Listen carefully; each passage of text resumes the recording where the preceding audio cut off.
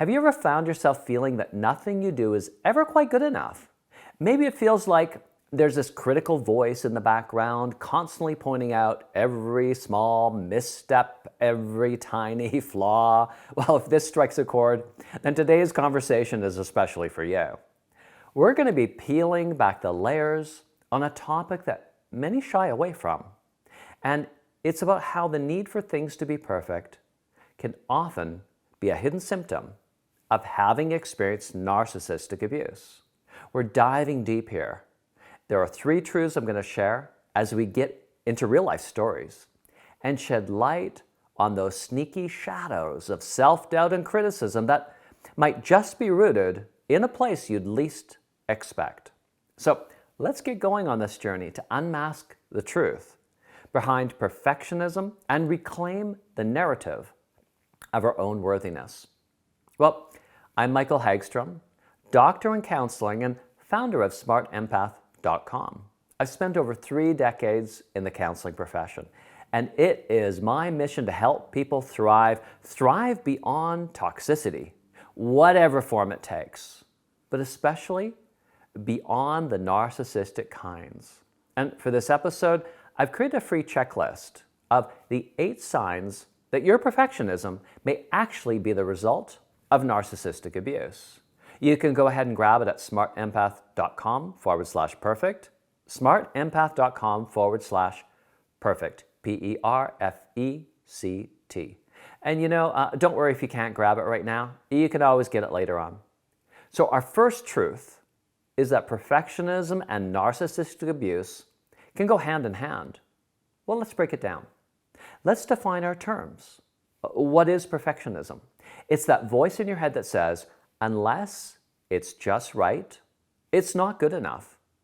And then you feel compelled to act on it, right? To work hard and long to make sure every detail is complete. And even when you've done something great, well, this perfectionism, it won't even let you celebrate it. You know what I'm talking about? And now narcissism. It's not just about self-love, it's an archetype. And it has this pervasive trait of being obsessed with a grandiose sense of self-importance and fantasies of the ideal, the perfect, the amazing. Now, you might be thinking, really, Michael?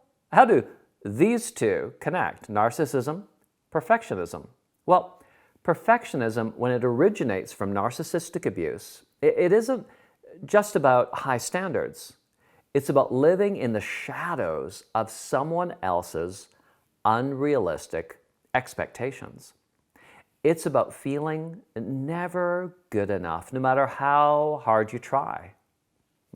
Let me tell you this. So I grew up in a highly toxic and abusive environment. And as a result, I developed this belief that no matter how much effort I put into something, anything really, I would never get it right. And worse yet, that nothing I would ever become in this life as a person was ever going to be good enough. Now, you might relate with some of what I'm talking about. We know that millions struggle with these kinds of limiting beliefs. And for this reason, I have dedicated myself to the study, to the research, and to the clinical applications of helping clients overcome these very things. And science has shown that the narcissist, I want you to hear this, the narcissist has a strong need to devalue anyone who disappoints them. Narcissists have a grandiose sense of self-importance, and they're preoccupied with fantasies of their ideal. This is not only for themselves. This will also be toward you. Because for the narcissist, you are an extension of their identity.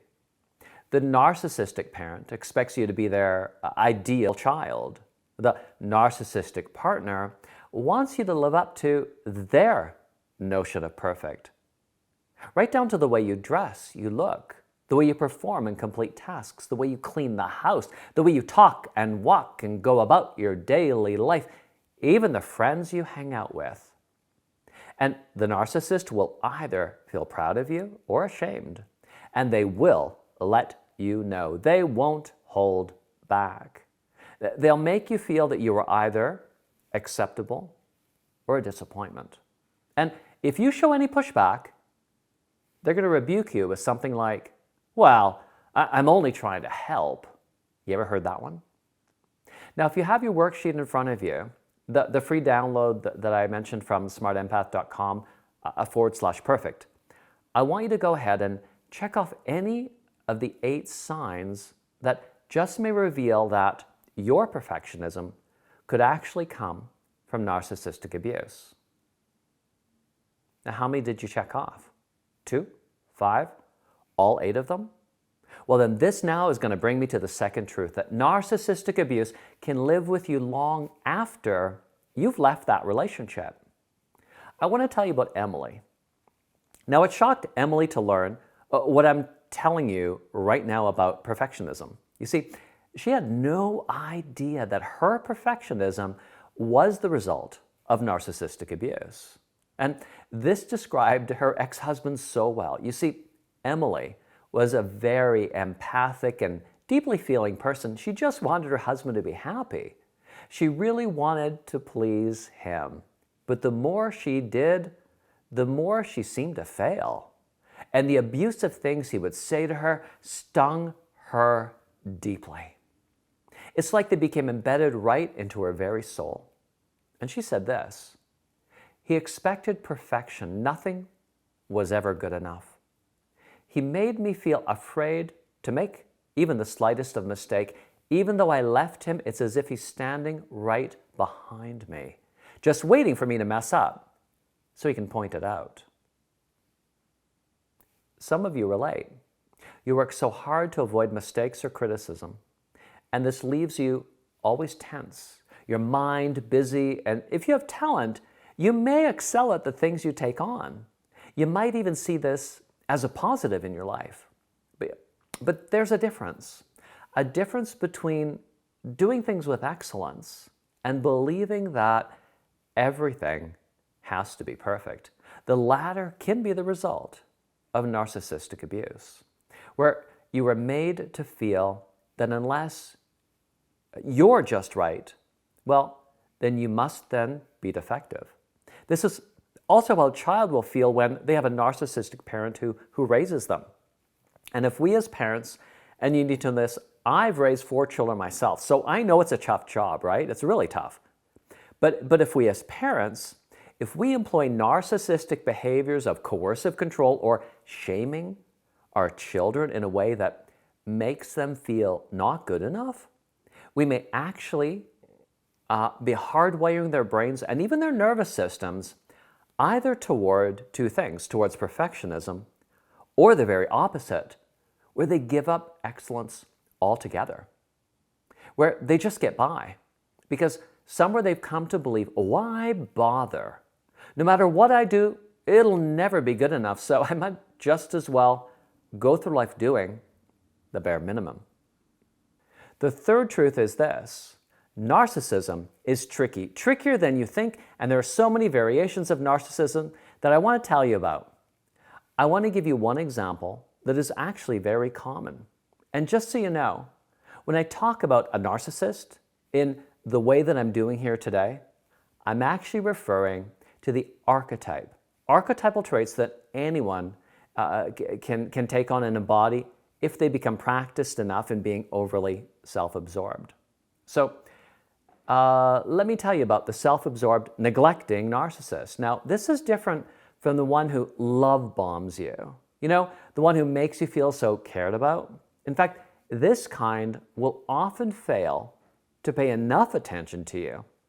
They could suddenly go off and just do their own thing without you and without checking in with you, even if you'd planned something together. You see, they expect you to be the perfect partner, the perfect friend, and just never complain. But when they neglect you, they don't apologize. They feel entitled to do life as they want. They may expect you to always be on time. But if they're ever late, you can't complain. And if they get caught lying or cheating on you, well, somehow they make it seem like it was all your fault.